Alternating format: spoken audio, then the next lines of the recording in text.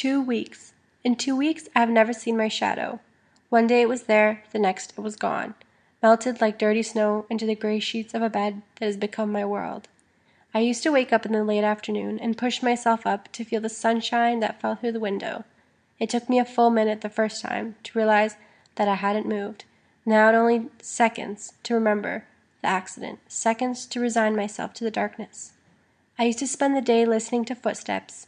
Now I ignored them even as they approached my room, preferring to lie in a helpless expectation than to strain towards a life I can no longer have. I don't see the young face until it hovers directly over mine, careful and concerned. The girl says something about an ulcer, about having to move or it'll get worse. Move? I can't help myself. I laugh.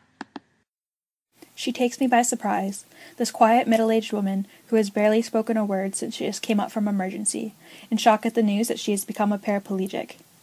Now she laughs, and I don't know what to say. The decision was easy to make. A pressure also requires movement if it is to heal. I cannot responsibly allow Mrs. Albertson to remain in bed any longer. But when I ask her, her frown only deepens. She insists that she will only get up if her husband and daughters will come. I explain to her that it isn't possible to call her family every time she must be moved. Her therapy must become routine. At this, her eyes swim away from my face towards the ceiling. I am overcome by a sense of helplessness, watching my patient gaze dully into the sky.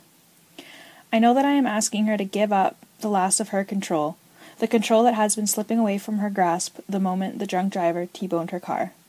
But I really have no choice.